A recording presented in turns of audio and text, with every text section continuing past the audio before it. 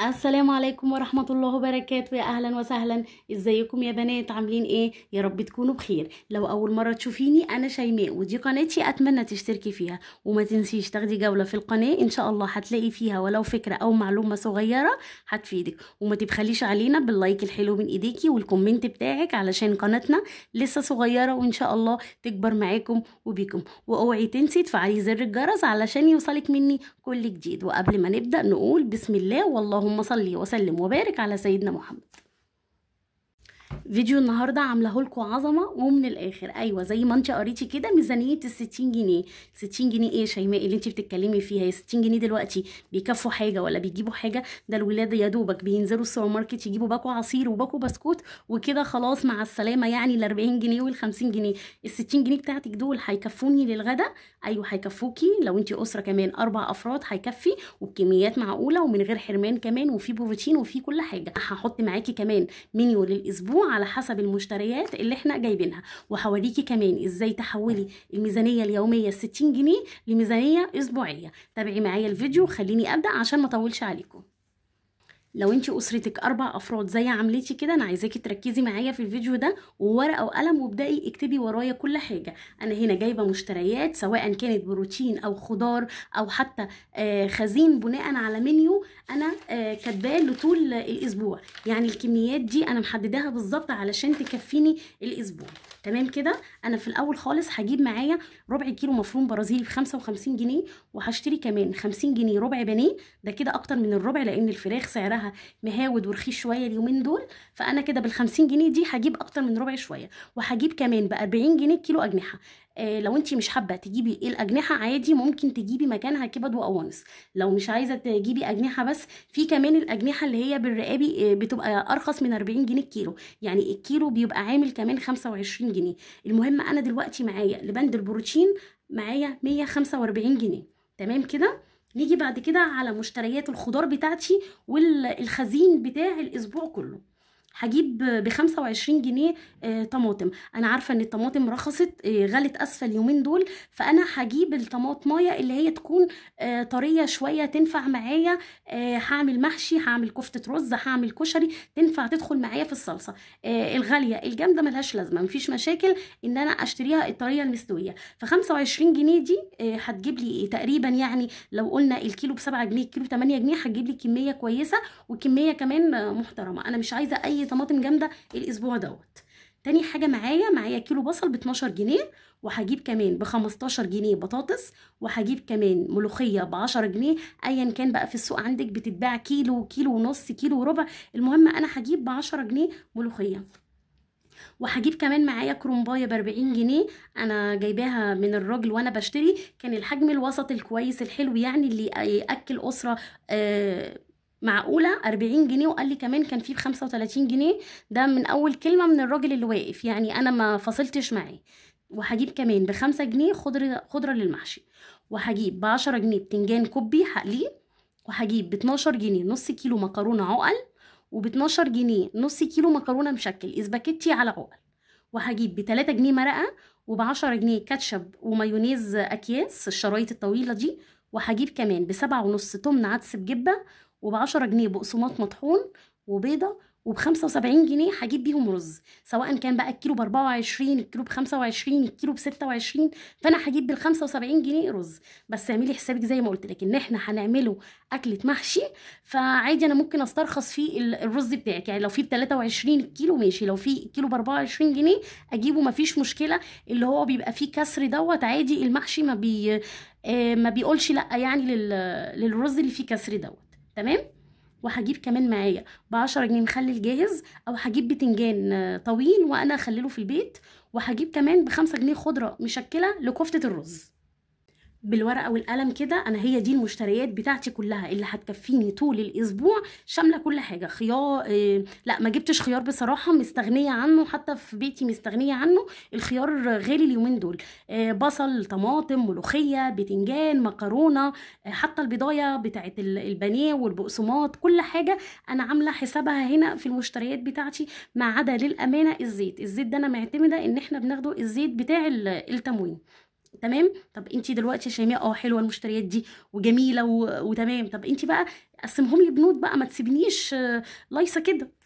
لي اعمل ايه؟ احولها ازاي من 60 جنيه ميزانيه يوميه لزي ما قلتي لي ميزانيه اسبوعيه؟ اعمل ايه؟ انا باخد 60 جنيه في ايدي ما بعرفش اتصرف بيهم، ولا بعرف اروح ولا بعرف اجي، وبعمل للولاد الاكل على الغدا وبلاقيه خلص ولا وجعانين لسه وعايزين تاني. طب يعني انا كده انت سايباني كده وانا مش عارفه انا هعمل ايه بالمشتريات دي. ظبطها لي شويه. هقول لك بصي صلي على النبي كده وابدأي معايا، قولي بسم الله وواحده واحده. بس خليني الاول اخد بس ايه فنجان قهوه كده شفطه صغيره.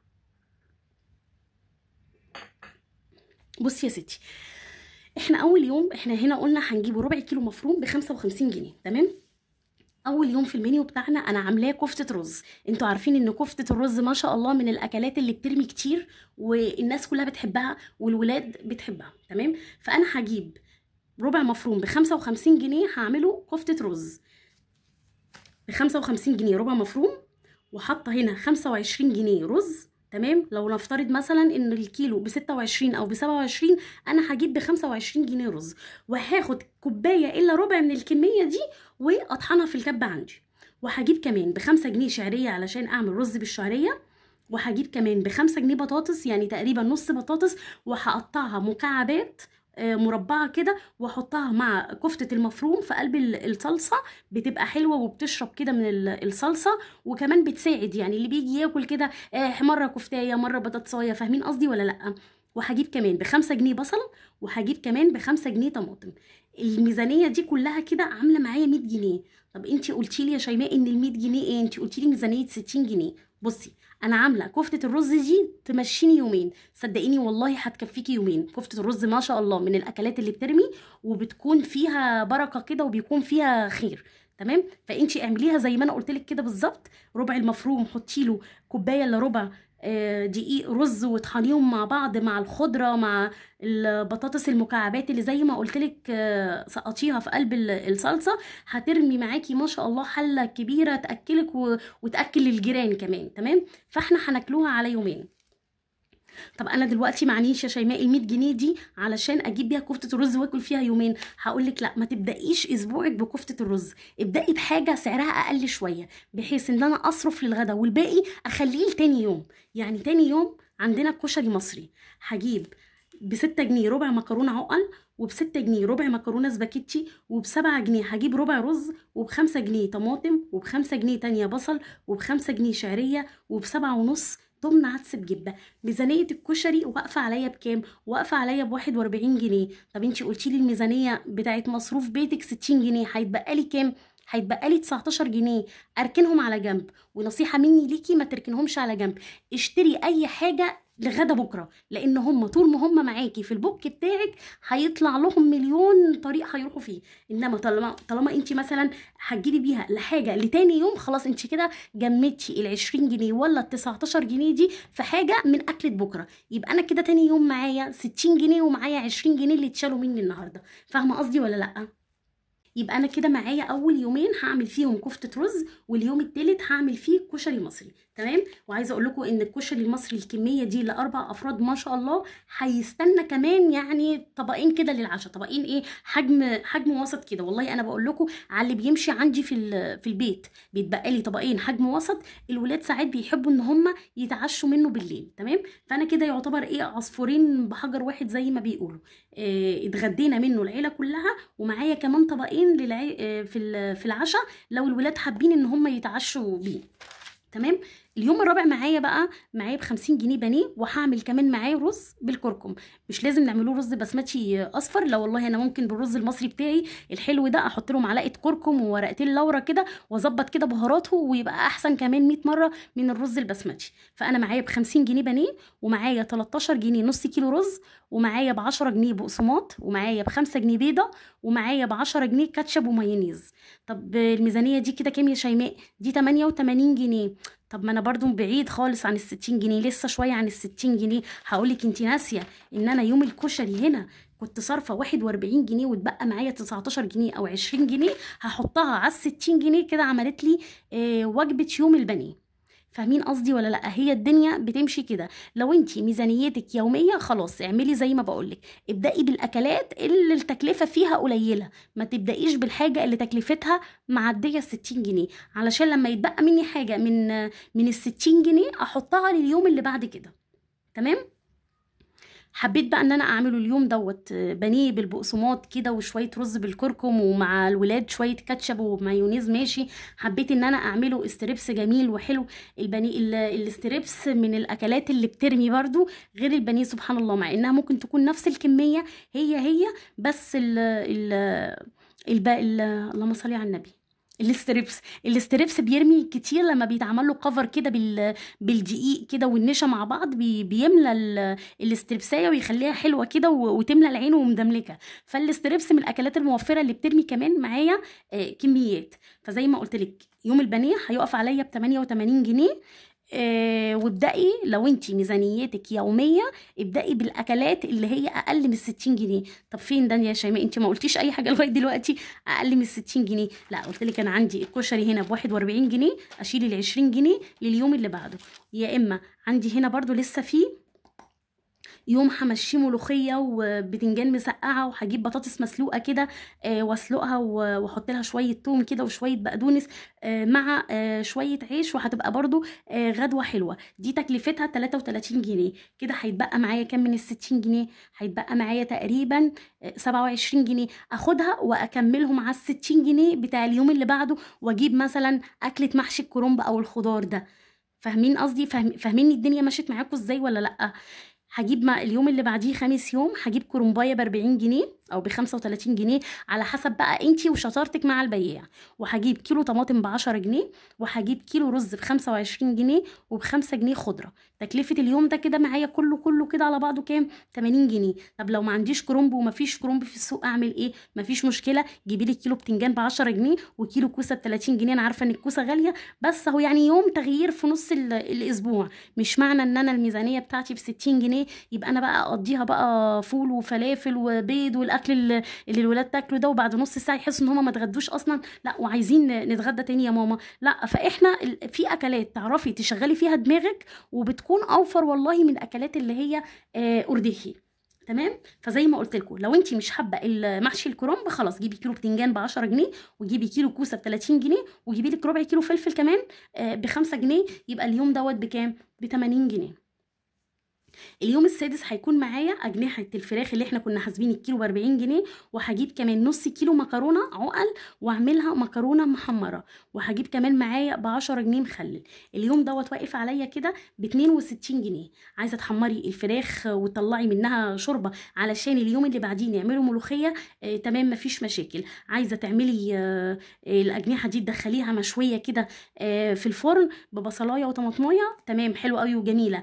في طريقه كمان حلوه قوي للاجنحه بتتعمل في الفرن، وبتبشري معاها بصلايه، وبتبشري معاها طماطمتين، وبتبشري كمان معاها بطاطسايه كبيره كده، وتقلبي كل الكلام ده كله مع بعضه بملح وفلفل، وترصي الاجنحه وتدخليها الفرن مع ايه؟ ربع كوبايه ميه صغيره. الصوص اللي بيطلع ده كده بيبقى حلو قوي مع البطاطس ويتغمس برده، وهتبقى اكله حلوه ووجبه حلوه.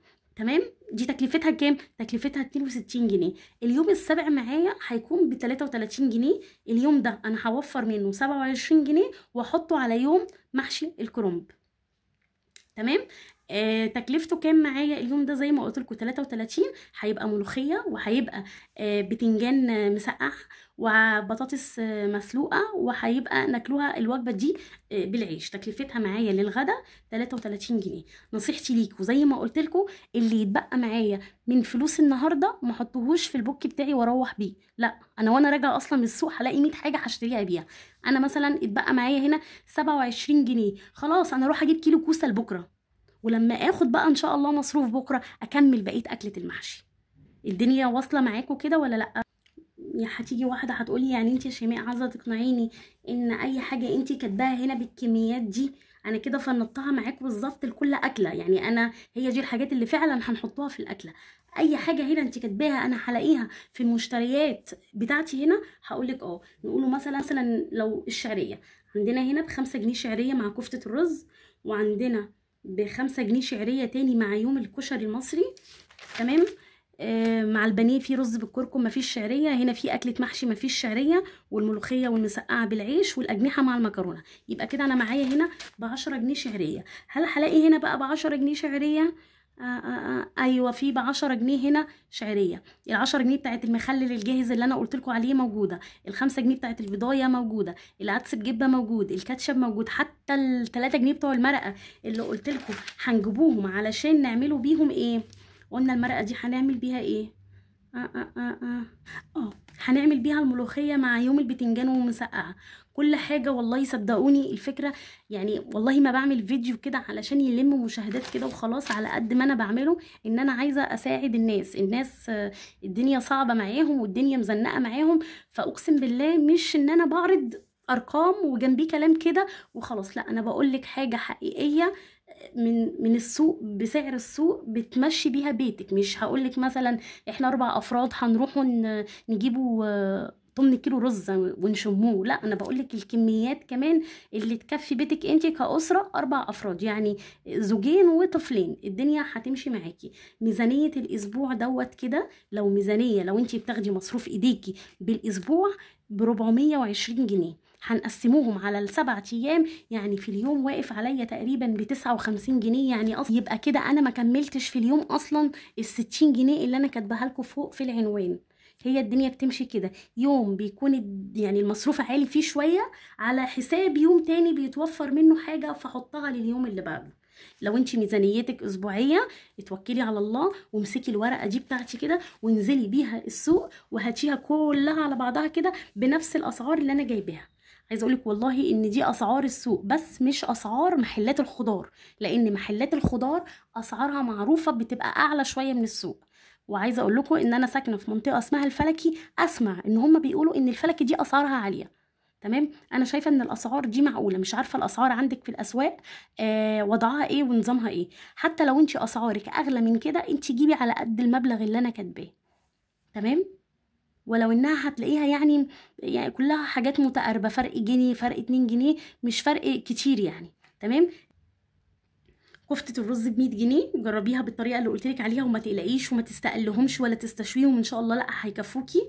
عايزه اقول لك ان انا ساعات والله كمان كنت بجيب البصل اللي هو القوارمه الصغير دوت وبقشره وبحطه كمان في قلب كفته الرز، بيدي تسكيره جميله للصلصه، والبصلايه كمان بتشرب من الصلصه والبهارات بتبقى حلوه. فاللي بياكل بيجي كده معاه في المعلقه مره حته كفتايه، مره حته بطاطسايه، مره حته بصلايه كده، والدنيا بتمشي. تاني يوم هعمل الكشري وهيكلفني 41 جنيه، ومعايا كمان البانيه 88 جنيه ويوم المحشي 80 جنيه، ويوم الأجنحة 62 جنيه، ويوم الملوخية 33 جنيه. كده الميزانية بتاعتي كام؟ 420 جنيه. هقسمه مع ال7 أيام هيطلعوا معايا بالظبط 59 جنيه. تخيلي بقى 59 جنيه. بصي ميزانيتك أسبوعية، خدي في إيدك 420 جنيه وانزلي هاتي الحاجات دي على ضمانتي. ولو ما جبتهاش وما قضيتكيش للغدا اسبوع تبقي كلميني وابعتيلي في الكومنتات وقولي لي يا شيماء انتي ميزانيتك مخرمه. تمام، يا رب يكون الفيديو عجبكم واستفدتوا منه ولو باي حاجه صغيره. ولو عجبك فكره الميزانيه ام 60 جنيه قولي لي في التعليقات عايزه ميزانيه بكام وانا اعملها لك. والسلام عليكم ورحمه الله وبركاته، مع السلامه.